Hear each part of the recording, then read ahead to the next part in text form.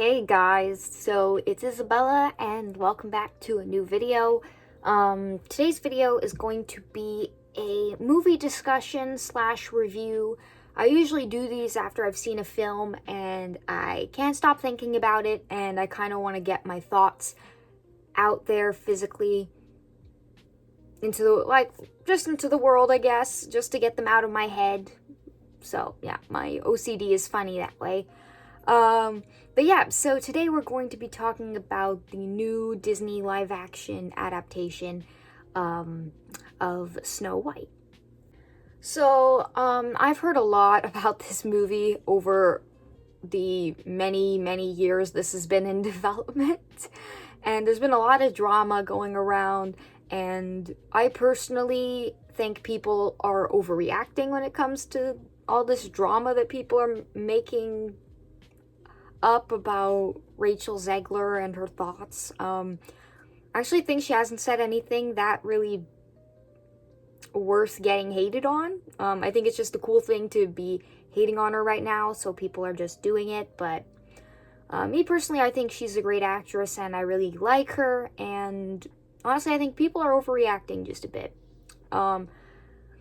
But yeah, all the drama surrounding the film, I'm not really going to go into that too much. So let's just get to the film in general and what I liked and what I did not like. Okay, so I have everything written down on my Notion.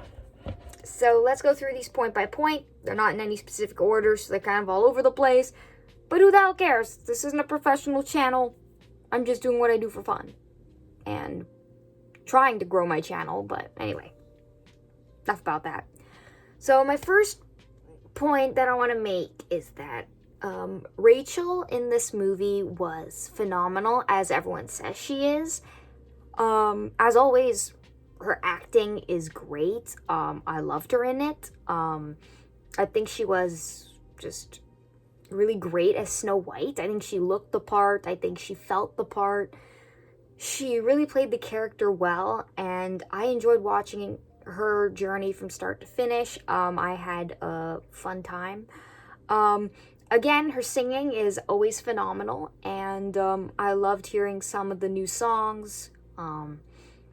And yeah, she's just a great singer, and I love hearing her sing, so this was another opportunity to hear her sing. So that's all I gotta say about her performance. So speaking of acting, Gal Gadot as the Evil Queen was cringeworthy. That's what I'm gonna say. It was cringe a bit of the time. I was just like, everyone's right, her acting is subpar. I didn't really enjoy her that much in the film. In terms of looks, she was made to play this role. She looks exactly like I would imagine the Evil Queen to look like in terms of facial structure and everything, but her acting was just dreadful. And she sang in this movie. She did not need to. They shouldn't have given her a song. And honestly, that whole song was cringe. So, not the best performance of her career, but then again, you can't win them all. So, speaking of songs, I find that the original songs were mostly okay, except for the one song that Gal Gadot sings. The Evil Queen's song was cringeworthy, but all the other songs were really good, but I only loved like 2 of them, and yeah, I had fun. I had 2 of the songs stuck in my head the rest of the night, so I had a blast with that. The music was really magical, I'd say. It felt like a fairy tale songs that you would hear in these older Disney animated movies. So I really like that magical feel to them. But yeah, that's all I'll say about the songs. Okay, this might be blasphemous to say, but in terms of is the original better or is this one, I'm gonna say I like this one better than the original. And I think that's just because the original felt a little bland and it wasn't really that fleshed out. Like, there were lots of things that were left, like, to question, like, things that weren't made clear, and I feel like this movie definitely made those things clear and expanded on them, which I really, really enjoyed. That's why I came to see this film, to see the original get expanded upon. But yeah, this one felt like a more fleshed out story, and I really enjoyed that.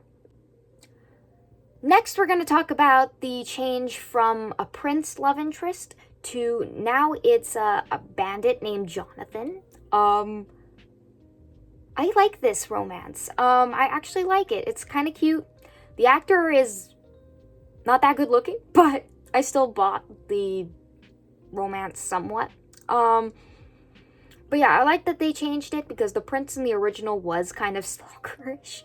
But most of these princes in the, like, old original cartoons were all pretty bizarre and not to be looking at as examples of a partner you should be looking for. But anyway, regardless, I liked him. His actor wasn't bad. I liked his acting better than Gal Gadot, so yeah. But yeah, I enjoyed this change, and I think that it was really good for the film, and I had fun. So, speaking of changes that they made, some of the changes they made from the original to adapt to the times were really good. Lots of, like, a little bit of stuff about how, like, women shouldn't be doing all the cooking and the cleaning, stuff like that. We get some of the men doing some of that, which is great, because back when Snow White was made, basically that's what women did. They stayed home and cleaned and cooked and all that stuff for the guys. But yeah, that doesn't happen in this one, and I think that was a good thing to do, because nowadays girls need to learn that they are more than just servants to men. So, yeah. Men, clean your own freaking house. I'm not doing it for you. So, something that people were really weirded out by was the dwarves in this version. Now, apparently there was some drama with Peter Dinklage. I'm not going into that. But the dwarves were okay. When I first saw them on screen, I laughed hysterically because it looked funny at first. It took a bit to get used to, but it was still a bit weird throughout. I just wish they were real little people. I mean, little people deserve jobs, and usually it's in playing dwarves from Snow White. Like, I see a lot of these actors usually playing those kinds of roles, and I think that this was a missed opportunity. And in terms of favorite dwarf, I think Dopey is still the best. He's just adorable, and he had a little bit of a journey in here, which I really liked. I liked that since this movie was an adaptation of the, like, basically the first full-length Disney fairy tale animated film, that they referenced a lot of things from the original, and every time I saw them, I was like, this is iconic. This is like, yes, yes, yes, I know this scene. You copied this scene. Oh my god. A lot of the shots, like, were different, but a lot of the shots too were done exactly like the original film, in terms of like how shadows loom over characters and other things like that, and it was really cinematic. I really enjoyed that, so I'm glad they kept certain things like that from the original in here. And yeah, I had fun spotting those little Easter eggs. They were really great. So something I liked about the characters in this version, like Snow White and Jonathan, they actually had like character arcs of their own to go through from the beginning to the end of the film, which we never really got an arc for Snow White in the original. So we got to see her and him kind of go through their own character arcs and development. Snow White had to find that brave person her parents like raised her to be when she was a little girl. And she had to find that part of her that was still there, but just has been hidden for so long that she's just forgotten a little bit. After being, like, downtrodden by the queen, I guess, and just being, you know, going through all that shit. But yeah, she had to find that person inside her that was there and bring it to the surface. And it was a really nice little journey. And Jonathan at the beginning just thought that the world was a place where everyone just looked out for themselves. But then he, like, learns from Snow White and his experiences with different characters, like the dwarves, that people can be selfless and kind, which I felt was a really sweet little message and story. Okay, so another message I liked in this movie was the message that, like, well, first of all, I liked that Snow White's kindness was her strength.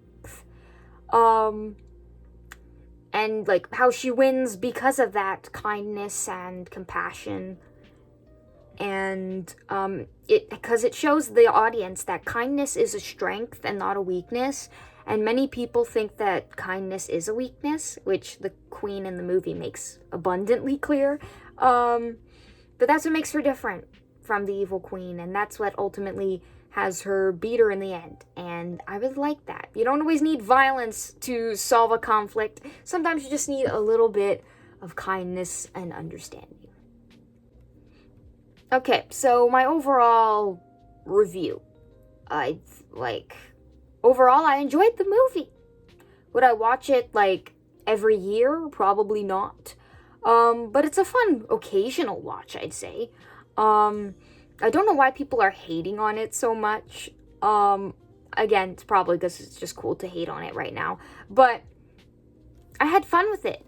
And that's what a movie's supposed to do. It's supposed to entertain you. And I was entertained. So it did what it needed to do. I did not expect it to be a masterpiece. This is Disney. Sometimes they have hits and misses. But this was not too bad. Is it my favorite Disney remake? No, but it's still, I liked it. It made me like Snow White a little bit more, because Snow White was one of my least favorite princesses in the Disney catalog, but now I kind of like her a bit more, and yeah, I had fun watching it. So, those are all my thoughts on Snow White. Let me know if you guys have watched it, if you liked it or didn't, why or why not. And now I have to go because my cat is crying for me. So, see you guys in the next one. Bye.